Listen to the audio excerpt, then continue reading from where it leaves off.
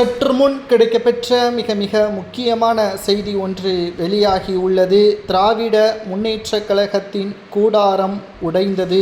அதிர்ச்சியில் முதல்வர் ஸ்டாலின். இதை பற்றி தான் இந்த வீடியோவில் முழுமையாக தெள்ளத் தெளிவாக நாம் பார்க்க போகிறோம். அதாவது திராவிட முன்னேற்றக் கழகம் 2021 சட்டசபை தேர்தலில் 3.5% வித்தியாசத்தில் அதிமுகவை தோற்கடித்து திமுக ஆட்சியை கைப்பற்றியது. ஆனால் ஆட்சியை கைப்பற்றியதை தொடர்ந்து திராவிட முன்னேற்ற கழகம் வெற்றியை நோக்கி, அதாவது வெற்றியடைந்த மக்களுக்கு சொன்ன வாக்குறுதிகளை நோக்கி செல்லவில்லை. 415 வாக்குறுதிகளில் 16 வாக்குறுதிகளை மட்டும் நிறைவேற்றிவிட்டு மக்களை மிகவும் மோசமான நிலைமைக்கு தள்ளிவிட்டார்கள். தற்பொழுது 4 ஆண்டுகள் முடிந்து 5வது ஆண்டு தொடக்கத்தில் இருக்கக்கூடிய திமுக அரசு புதிய தேர்தலுக்காக 2026 சட்டசபை தேர்தலுக்காக மீண்டும் பல பொய்யான வாக்குறுதிகளை மக்களிடம் கூறுவதற்கு தயார் செய்து கொண்டிருக்கிறது.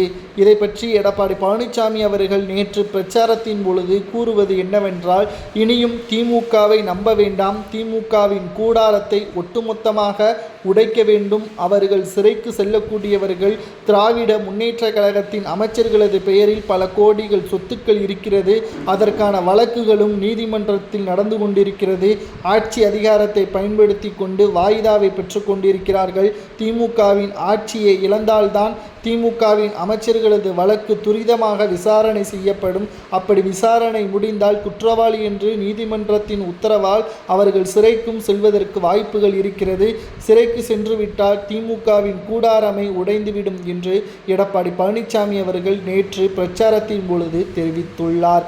இந்த நிலையில்தான் எடப்பாடி பழனிசாமி அவர்கள் கூறியது ஸ்டாலின் அவர்களுக்கு மிகப்பெரிய ஒரு அதிர்ச்சியை ஏற்படுத்தியுள்ளது. ஏனென்றால் திராவிட முன்னேற்ற கழகம் சொன்ன வாக்குறுதியை மக்களுக்கு நிறைவேற்றியிருந்தால் நிச்சயமாக மீண்டும் திமுகவே ஆட்சியே அமைந்திருக்கும்.